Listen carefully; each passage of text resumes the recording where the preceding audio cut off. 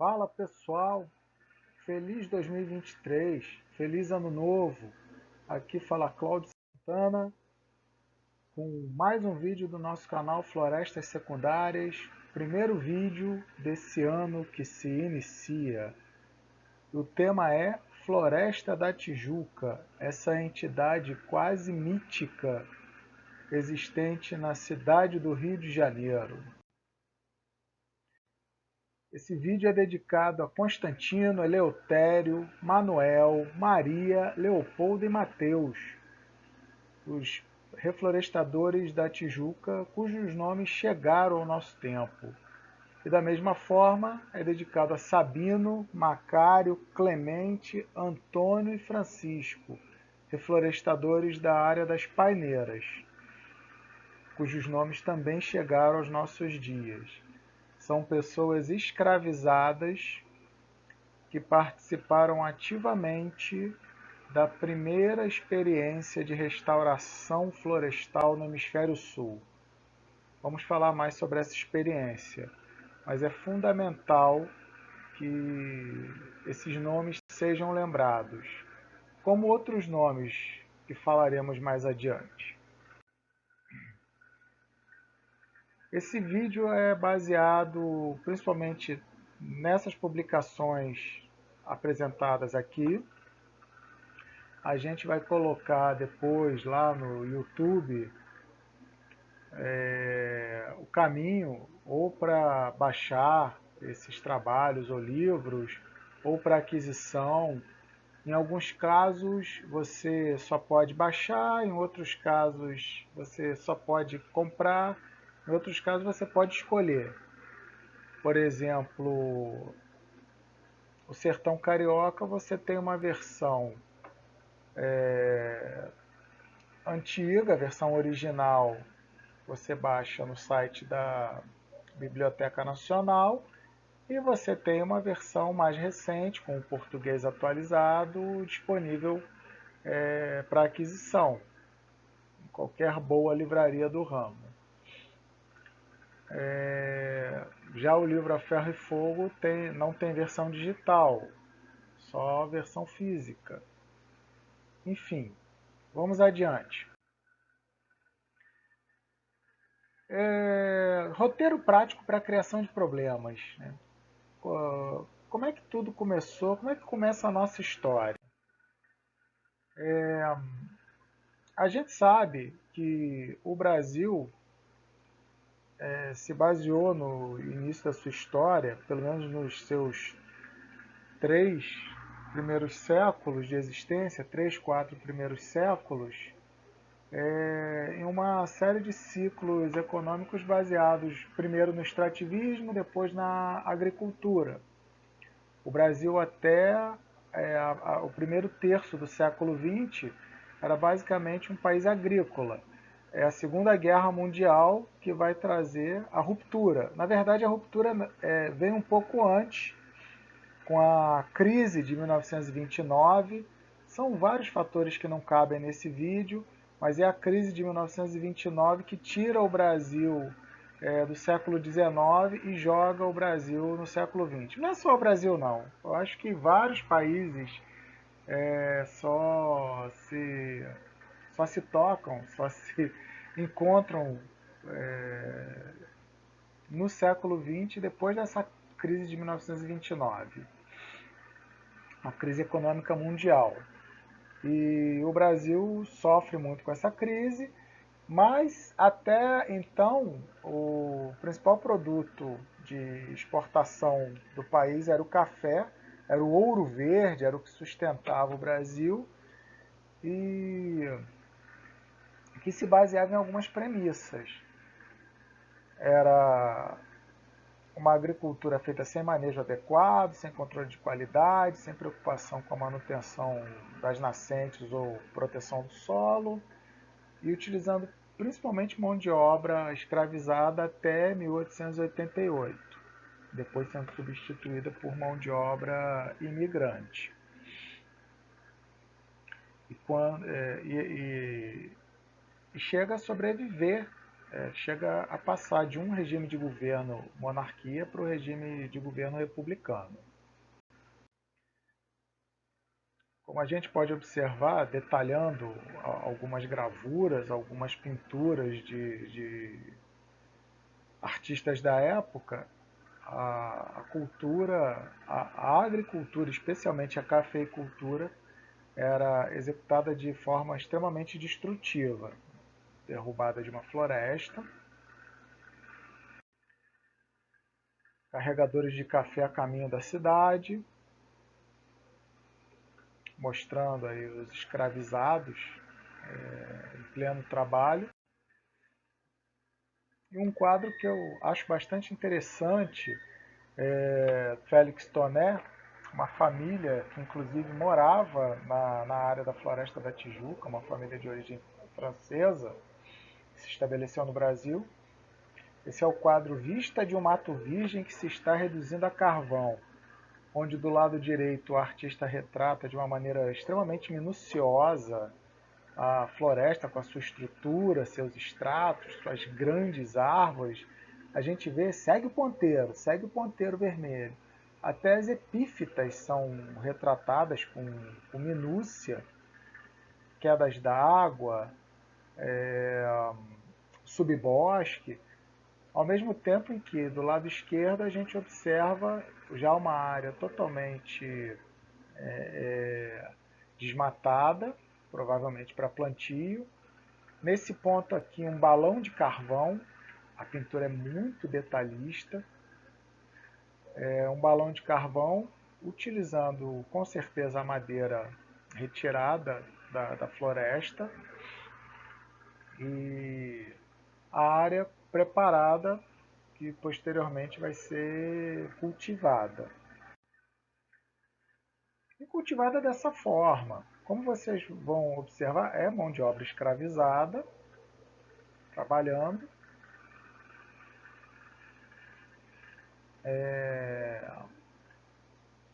Prestem atenção no solo, segue o ponteiro, vejam essas raízes expostas, vejam essas plantas de café definhando. Mostra como essa cultura era conduzida de uma maneira extremamente desleixada, um desperdício, sem tecnologia, sem controle de erosão. E não pensem que não havia esse conhecimento à época. Esse conhecimento já existia. Mas havia aquela impressão de que a natureza era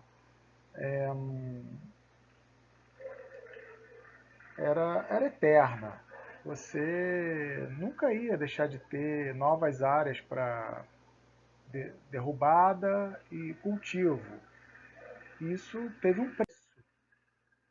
Afinal de contas, até 1808 a cidade do Rio de Janeiro, segue o ponteiro, se concentrava no que hoje é o centro do Rio, cujo limite, esse quadrado aqui branquinho, era o que a gente chama hoje de Campo de Santana. Para quem não é do Rio de Janeiro, é uma grande área verde existente ainda hoje na cidade do Rio, próximo à Estrada de Ferro Central do Brasil, um dos lugares de maior movimento da cidade atualmente. Aqui a gente destacando, prestem atenção nesse círculo vermelho, a gente vai ver o que é essa área hoje. O Campo de Santana continua aqui, perdeu um pouco da sua área justamente para a construção dessa grande avenida Presidente Vargas, que no passado foi um caminho para levar um caminho de acesso do centro às áreas de chácaras, fazendas.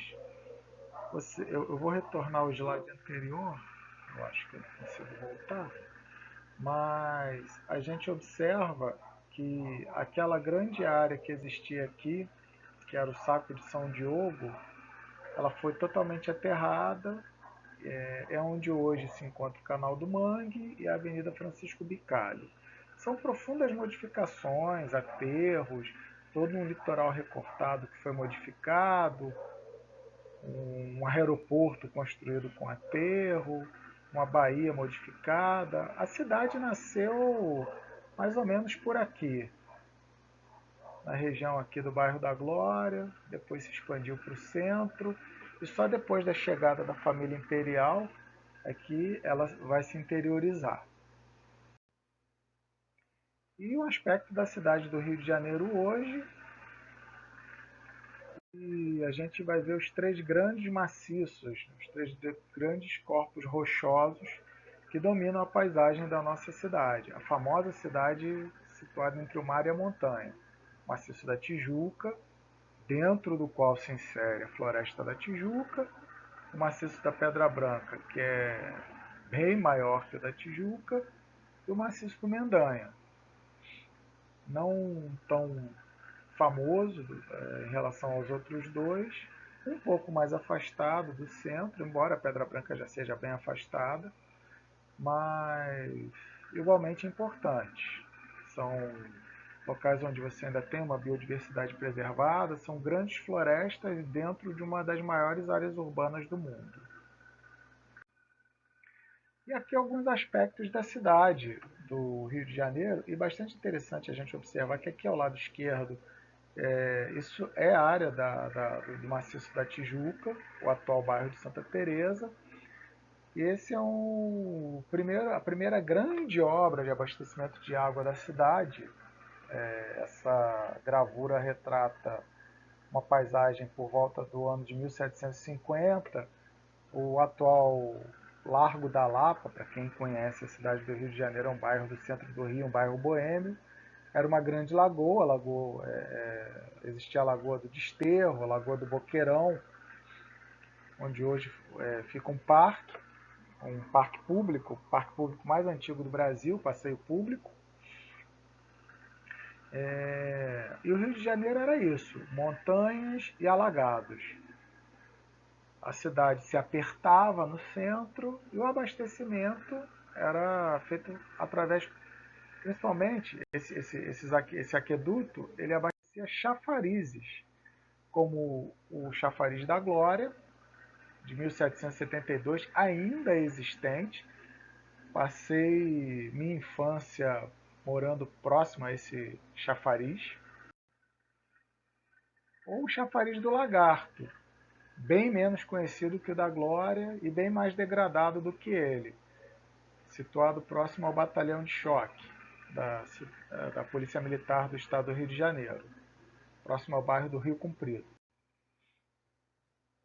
E o aqueduto da Carioca chega aos nossos tempos, hoje chamado, a gente chama popularmente de Arcos da Lapa, passa aqui em cima um bondinho, o famoso bondinho de Santa Teresa, e como a gente vê, a área da Lagoa do Desterro hoje não tem mais, da Lagoa do Boqueirão, desculpem, Lagoa do Desterro não tem mais lagoa nenhuma. Aqui atrás do aqueduto da Carioca, dos Arcos da Lapa, a famosa Fundição Progresso, aqui existiu o Circo Voador, Catedral Metropolitana, é uma mistura de passado e presente. E aí a gente tem o principal ciclo econômico brasileiro, que é o café,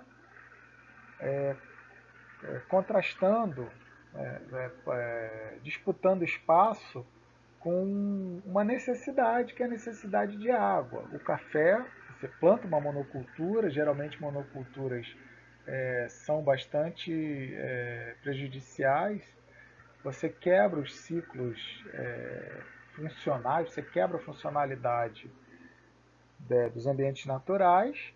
O café tem uma demanda hídrica muito forte, principalmente na sua fase mais jovem, e esse desmatamento leva ao esgotamento das nascentes e crises de abastecimento da cidade. Em alguns anos específicos essa crise se agrava, como 1809, 1817 e especialmente o ano de 1843. E aí a gente tem que tentar resolver o problema. E tentar resolver esse problema é trazer a floresta de volta. Porque, como eu falei, se sabia muito bem o que estava acontecendo. Não era uma questão de desconhecimento. Essa imagem é a nascente do rio Carioca, o rio que dá o nome aos habitantes dessa cidade.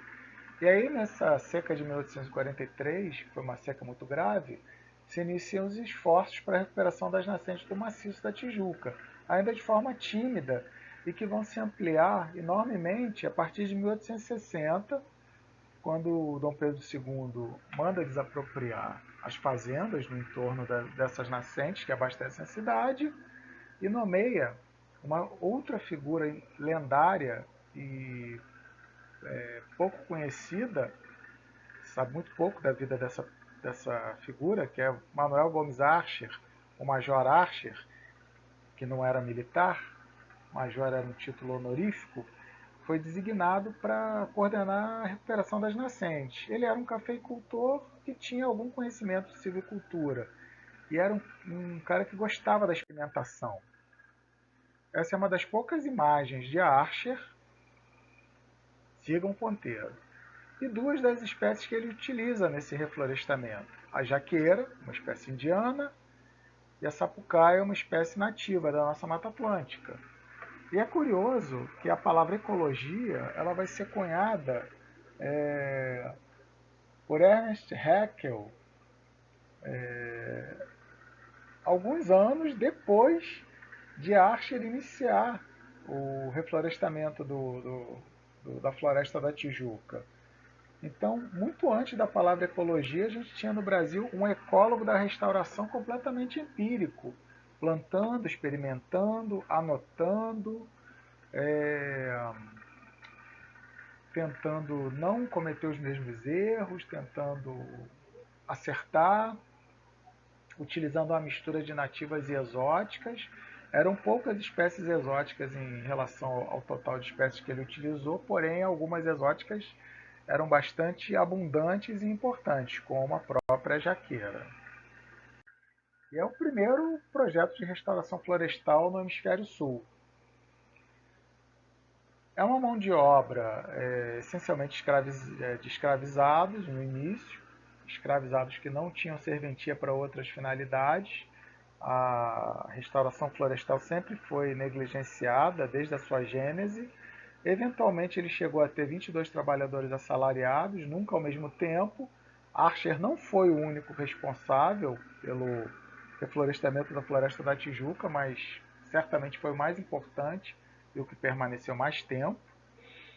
E ele pode ter restaurado alguma coisa em torno de 3.200 hectares, plantando 127 mil árvores em 12 anos, o que vai dar para a gente uma densidade baixíssima de 20 árvores por hectare, o que mostra que o plantio foi direcionado para as áreas de captação de nascentes. E a maior parte do que a gente vai encontrar hoje na Floresta da Tijuca é regeneração natural.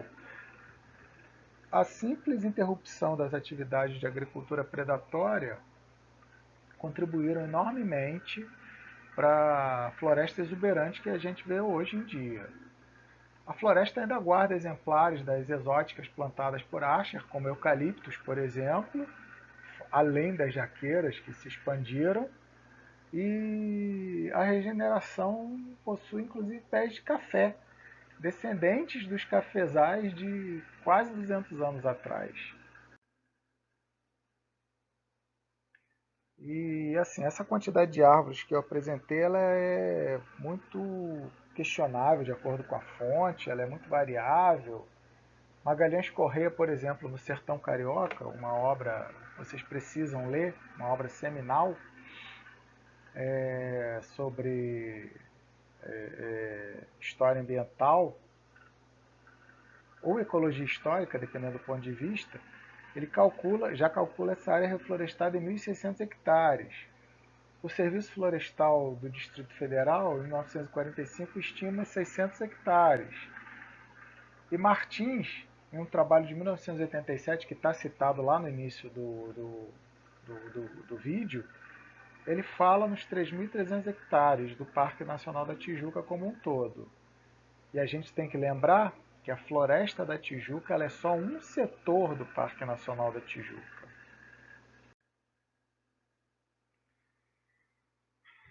E a gente tem um estudo publicado em 2021, que foi feito cruzando fontes históricas do Gabriel Salles e da Regiane Guedes Bruni,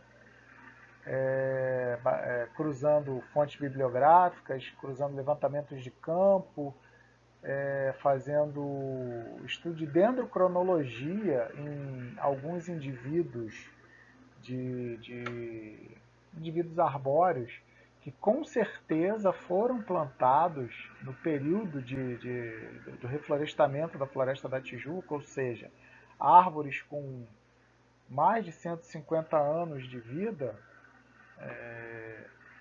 e com base nisso se chegou a uma estimativa que ao longo de 33 anos foram plantadas 110 mil árvores em 330 hectares. A área efetivamente reflorestada no parque, na Floresta da Tijuca, então, é de 330 hectares. E as espécies totalizam 107 espécies.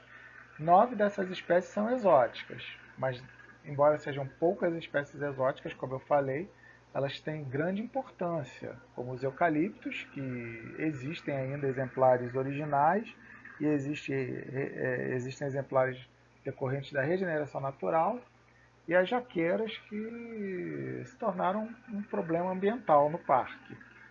Isso é um assunto para um outro vídeo, mas guardem isso.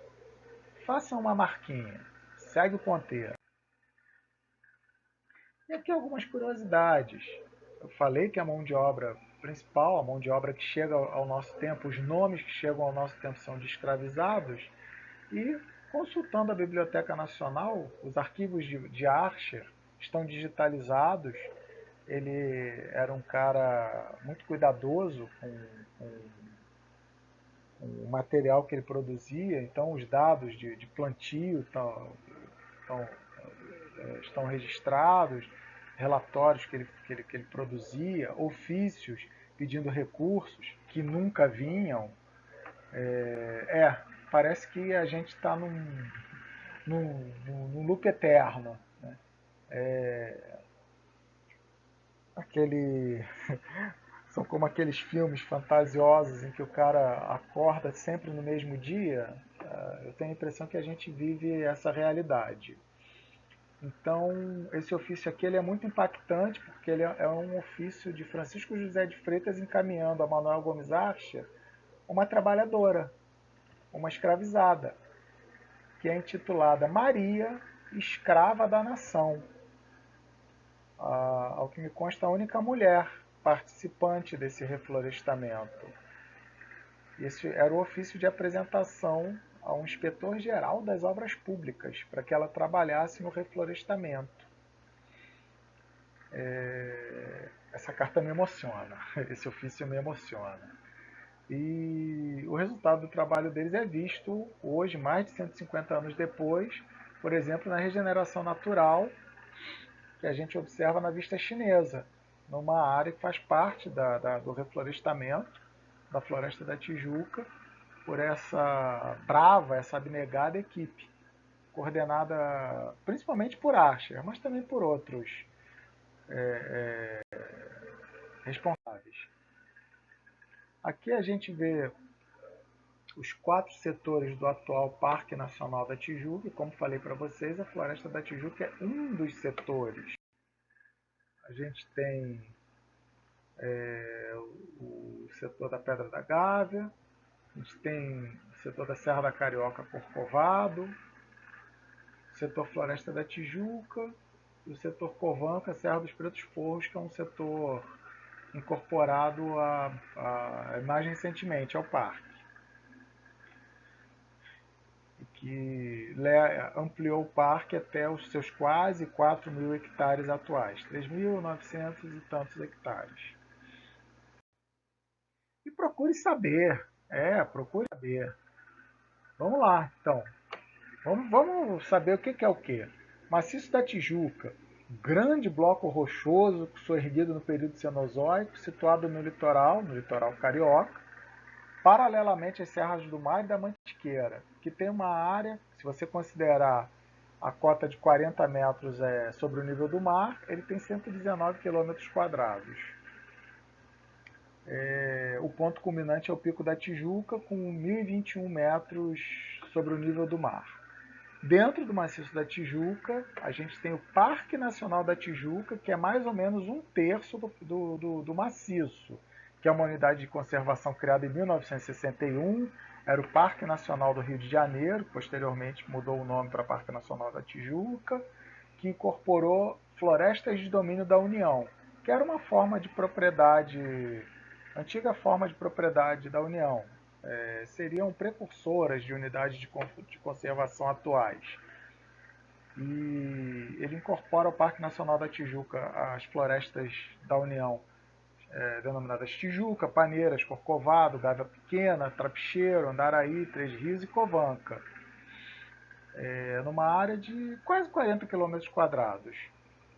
Dentro do Parque Nacional da Tijuca, a gente tem o setor Floresta da Tijuca, que é um dos 4 setores da Floresta da Tijuca.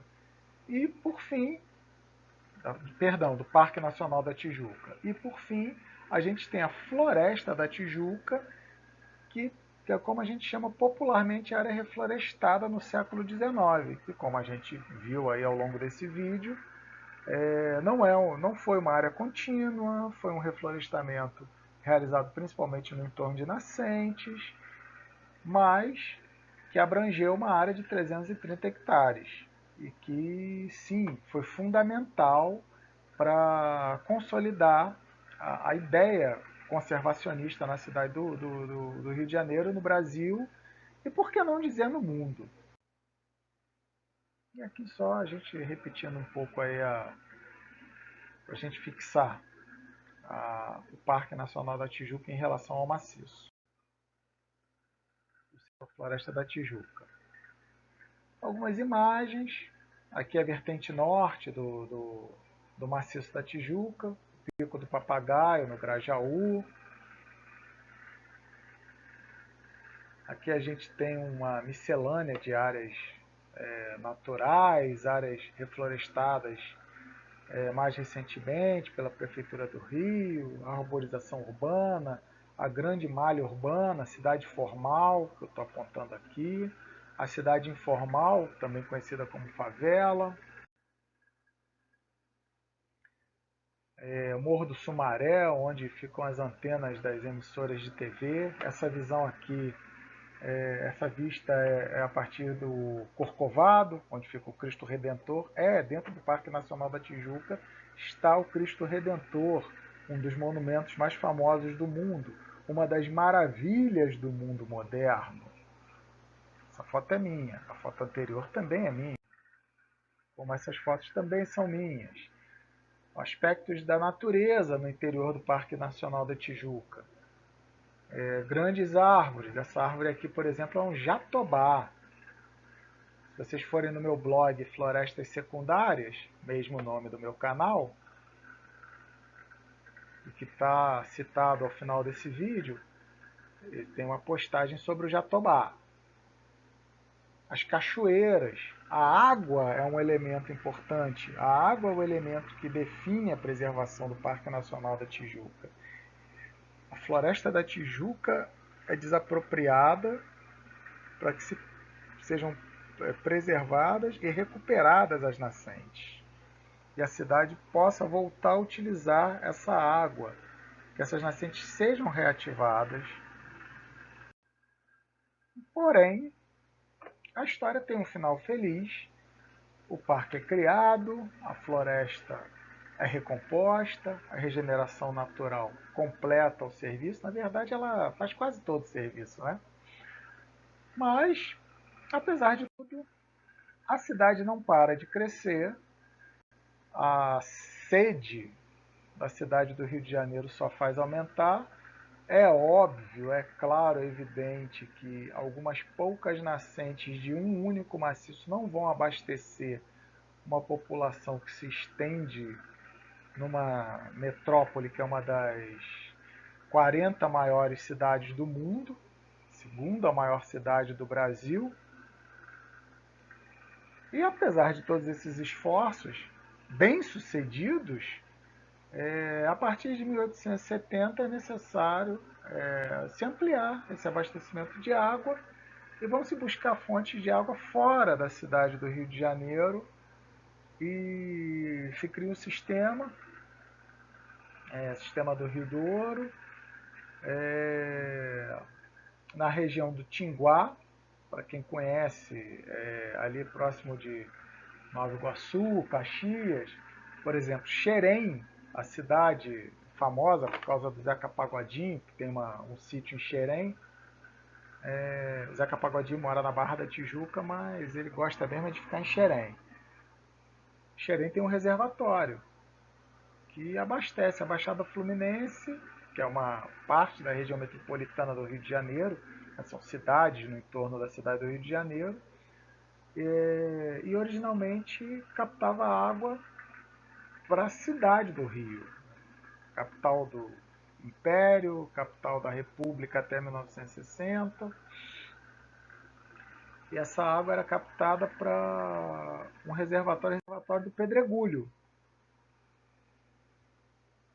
Esse é um sistema inaugurado em 1908. Esse reservatório fica no bairro carioca de Benfica. Ele ainda existe, como a gente pode ver nessa foto aqui um pouco mais recente. E até 1986 ele era o maior reservatório do tipo no Brasil. Está tudo interligado, é meio ambiente, é história, é geografia, é urbanização, está tudo junto e misturado. E para matar a sede dessa megalópole, para matar a sede dessa cidade imensa, em 1937 é iniciado um novo sistema, o Sistema Guandu, uma das maiores obras de engenharia do século XX no mundo,